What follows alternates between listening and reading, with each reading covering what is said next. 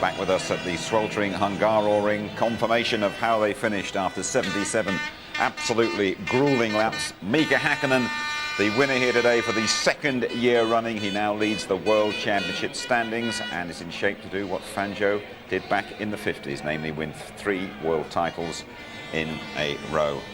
And for such a hot and grueling race, really, what a high finishing rate as well here in Hungary. Barrichello, Ralf Schumacher and Heinz-Harald Frentzen rounding out the top 6. Oh. Right then, Tony Jardine has been joined by Martin Brundle. Well done for getting round here so rapidly, Martin. He's fit as well. We made a big thing looking down behind you with what was going to happen at the start here. It was absolutely crucial to how the race wound up. But, I mean, David Coulthard, when he sits back and he's had his cold shower, he's going to say, start didn't go my way. No, he's not had good starts. Remember back in, was it 98, where he was launching off the starts, gaining at least a row a race? It's a head thing, I think, when you get a Grand Prix car off the start. Assuming they've all got the same gear ratios and fuel load, which we know they had now, now we've seen the race. It was Häkkinen, once again, who hooked it up and drove right between the pair of them. And look, and had to use that little piece of extra track we talked about on the inside to make sure he could stick with it. And Michael, very sensibly there, really having to give way. Coulthard kept his head after his terrible start and did a good job not to lose out to Ralf and Barrichello at one point there. I mean, when you say it's a head thing, what do you mean? What do you mean there exactly? I think you've made a good start in a Grand Prix, maybe on a Saturday afternoon. You know, in your mind, are you comfortable that you start? If you start thinking about it and it's, you know, you spend too long really analysing it, you just get into the rhythm and you're. Fantastic winner now. Well, listen to that. I don't think that Mika Häkkinen's a betting man, do you? It didn't seem too chuffed to be made favourite for the world title, but. Any best guess about what he did to his motor between yesterday, when we saw him with his head in his hands worried, and today? No, I mean, I don't think you can really hazard a guess at that. What I would say in general terms is that this is a very low grip circuit, and the last time McLaren did very well a low grip circuit was in France. And you need really good traction here. And think from France onwards, McLaren have done like new rear diffuser, new suspension.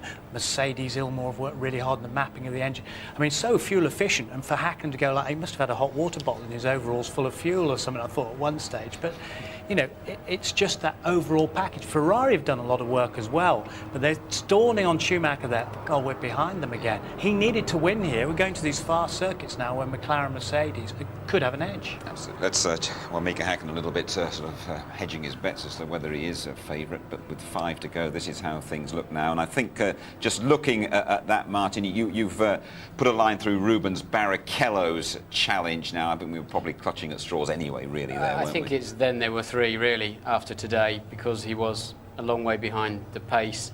He said it wasn't a circuit that suited him. The gap to Michael Look, 13 points, so really it's now down to 3 men.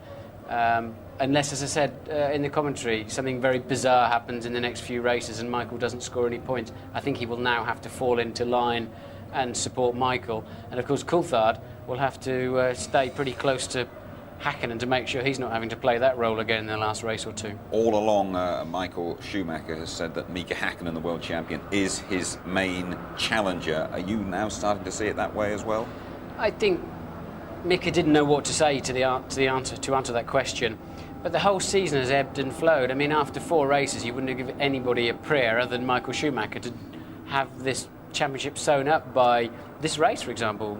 Nigel Mansell won the World Championship in 92, wasn't it, at this event in August. So we thought Michael was going to do the same thing.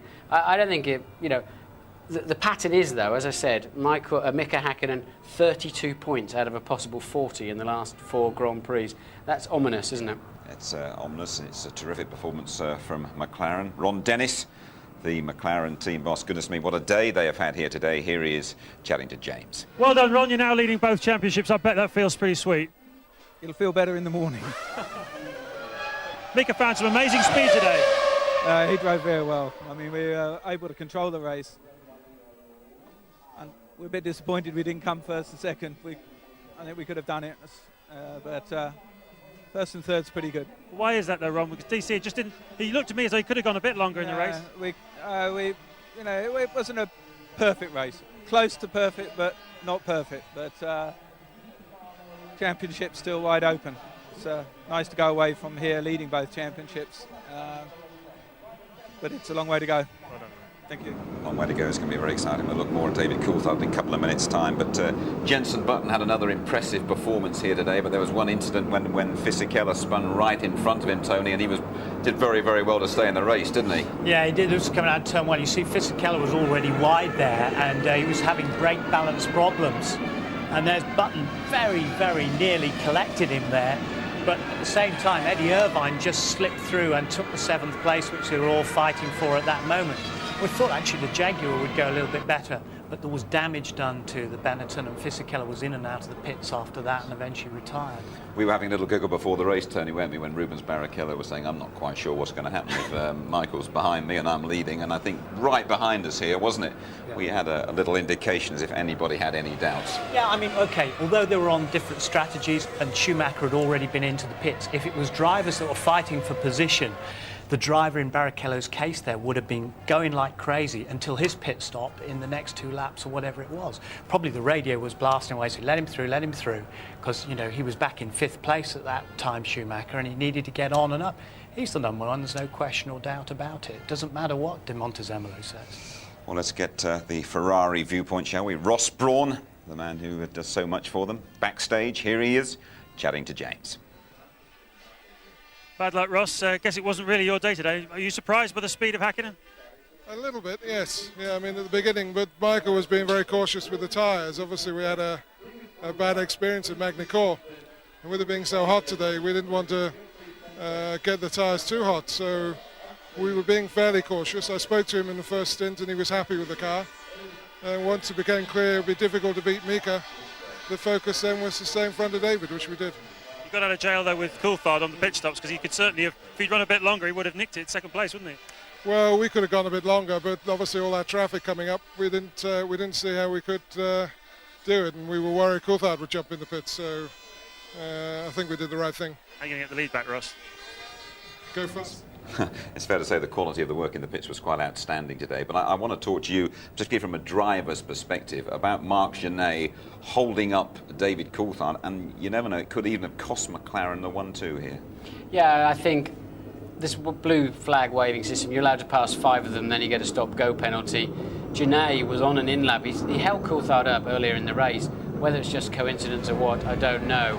And this is, I think, one of the earlier ones of that. In fact, no, I think Genet's wondering now. He's getting radio calls. I've got to come in. Are you sure? What's that all about? And just didn't yield to Coulthard at all, having let Schumacher pass easily and still pinched Coulthard into the fastest corner on the circuit. And that cost David about 1.5 seconds. And we saw the net result of that when they exited the pits. David exited the pits. He just couldn't get up alongside Michael into the first corner. So, but that's give and take. I mean, from Grand Prix to Grand Prix, some of those you win, some you lose. But Genet played a key role, really, in the race today. I mean, is that a driver in the zone concentrating and so much noise in his ears, or is that Genet being a little bit tricky and not playing the game? I don't think he was targeting Coulthard, I have to say. I think he was just being a bit gormless, frankly. I think it was not enough substance to soak up the echoes in the head there temporarily. I think he probably couldn't. He was probably having a discussion, why am I going to come in again? Because or words to that effect. Yeah, something like that. But we used to have a situation where passing back markers was a key element, one of the skills to win or get good places in Grand Prix. This blue flag system came in, and now everybody needs to be having the same advantages, or they should just switch the whole thing off and let drivers demonstrate their prowess in clearing the back markers. Tony, then we saw how crucial that was when David Coulthard came out of the pits, and he could have been ahead of Michael Schumacher, but he wasn't. Yeah, I mean, there he is coming in, and it is a superb pit stop. It's Michael Negline and his team from Woking, the boys there doing a superb job, 6.6. And there he goes, out on his way. Now, we're looking down the end of the pit straight, and just see where Michael is. And this is how close it was. Just for a moment we thought, no, not quite did it. But look at this, just a whisker in it there. And David out onto the racing line, and he could have just done, as Martin said, that's down to Genet, unfortunately. But as James said, I think he could have gone a little bit longer on the field. If he'd stayed out, he could have got ahead that way. But as Ross pointed out, I think they were just coming up to some back markers, so you've got to read the race as well. You can't stick rigidly to a strategy, and I think both teams saw a queue of back markers. We remember Hakkinen cleared them very easily, all in one lap. One movement, yeah. And then Schumacher and Coulthard came up to them, so I think they both elected to pit early. One of the drawbacks of the Hungaroring is that if you want to get past somebody, it is virtually impossible. And if that fellow is Michael Schumacher, you could almost say it's totally impossible. Well, you can pass Michael, as David's shown on several occasions. Not but here, though, not, perhaps. not here, unless you've got a clear car advantage, or if he's damaged his tyres in some way and he starts struggling into the braking zones. Coulthard here, almost the mandatory distance behind that the aerodynamics dictate. That's what they've got to sort out. You can't just keep changing the racetracks. Sort the aerodynamics out.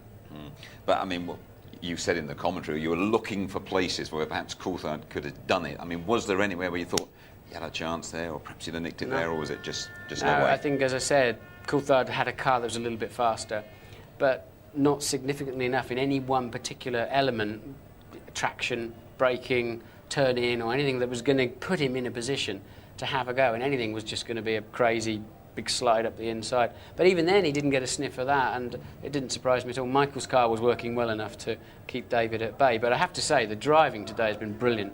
In fact, all through the weekend, very few incidents.